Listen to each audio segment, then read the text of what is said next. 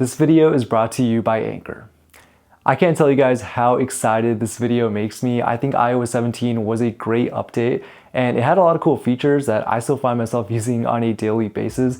But since iOS 7 came out more than 10 years ago, I know it's been a long time, it seems like every iOS update has been marginally better than the last one. And we never really got that big of an update like we got from iOS 6 to iOS 7, which surprisingly I do have running on this iPhone 5s right over here. And I think iOS 18 is truly going to change that. Let's talk a little bit more about it. Now, traditionally on this channel, we don't usually talk too much about speculation, but this news did come from a very reputable source, aka Mark Gurman from Bloomberg. He's very well respected in the Apple community, and he essentially said that the iOS 18 update could very well be one of Apple's biggest updates to ever come in iPhone history. And guys, that's a pretty bold statement, and it makes me excited for what we could expect, essentially since there are still a lot of similarities between iOS 17 and iOS 18 today. Like for example, the icons still look pretty much the same. And since the release of iOS 18 is still quite a few months away, we should have a pretty good idea of what to expect as we get closer. But once again,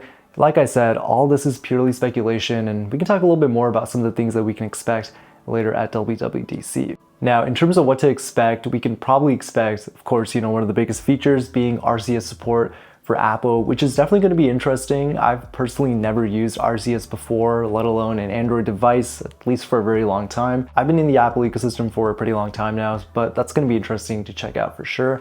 Another major improvement that is allegedly coming is an improved Siri. So it's supposed to take advantage of new AI systems, which should in theory make responses more accurate and be able to better integrate with iOS apps that come outside of the box, things like messages. So that's going to be interesting to see. But the question that I'm sure a lot of people are wondering here is biggest or bigger, what do they really mean when they're talking about a bigger update? Is that as in the size of the iOS update, or are we actually expecting to see a bigger update when it comes to design and features? And honestly, I can't answer that question in the moment due to the limited information that we have, but I do hope that we see a huge design overhaul, just like we saw from iOS 6 versus iOS 7. That update was literally one of the biggest design overhauls in iOS history, and it really does make me question what the next big iOS update could look like. But in order to actually make that happen, I think we have to ask ourselves, what specific features are we looking for the most in iOS 18? And this kind of leads me to my next point. Here's a few feature design requests that I would love to see in iOS 18. Firstly, I'd love Apple to maybe change up the stock iOS app design, maybe match them to what we have on the macOS operating system, or completely change them up. Some of these look exactly the same, especially some of these app icons that you see here. Apple has been good at keeping the same design for years, but I think some change would definitely be nice. Fun fact, Apple has actually made some changes to the stock iOS apps that you guys see here. For example, the camera app on iOS 7 had 2 horizontal lines, but in iOS 11, these lines were removed and it's looked the same pretty much ever since even today on iOS 7. Another major feature I'd love to see come back is horizontal home screens. This was a very weird feature for sure that the plus size iPhones used to have, and actually still should. If you have an iPhone 8 Plus on iOS 16, the home screen should in theory still rotate. So I'm honestly not sure what something like this would look like on an iPhone with a notch, but I have a concept here that I made a couple years back, which honestly looks weird when you look at it at first, but it would be a pretty cool feature to see in a future iOS update. Let me know if you guys want to see that come back. Oh, and this one's random, but what do you guys think about circular app icons? Genuinely curious. Be sure to comment down below. I think it would be a little weird, but if we had the option to choose between those two, it'd be pretty cool to see. But one thing to keep in mind though is that Apple takes their time with these things. It could be years before we ever see a feature or request be implemented into iOS, and that's what I really appreciate about Apple in general. They take their time to perfect features before rolling them out to the general public, and whatever iOS 18 has could very well be a feature that we've been wanting to see for years. However, it is a few months away before we actually see a preview of what it will actually end up looking like. So for now, we'll just have to wait and see and kind of just build on the anticipation and the hype that we see online. But yeah, just taking a look at this iPhone 5s on iOS 7, I did want to highlight some of my favorite features on here as well. This was the first ever iOS to come with a control center, which is still being used to this day. This was also the first ever iOS to feature circular signal bars, which is very cool to see. I thought they looked weird at first, but I kind of do miss them now. This was also the first ever iPhone to come with a parallax effect feature.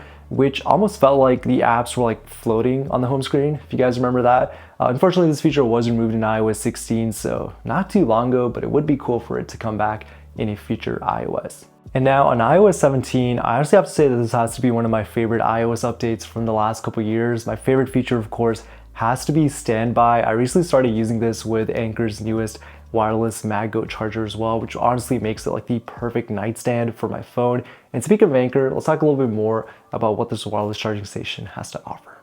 Now this charger is not just an iPhone charger, it can charge your AirPods and your Apple Watch at the same time. It also supports USB Type-C and comes with an extra cable as well in case your iPhone didn't come with one. But one thing that really sets this charger apart from the others is that the MagGo is actually fully compatible with Apple's original MagSafe. So this basically means that the charging speeds are equivalent to that of what you would find on the original MagSafe charger. And with this one though, you also get this little 3-in-1 design as well. So super nice to see, and it really comes at a great price point as well.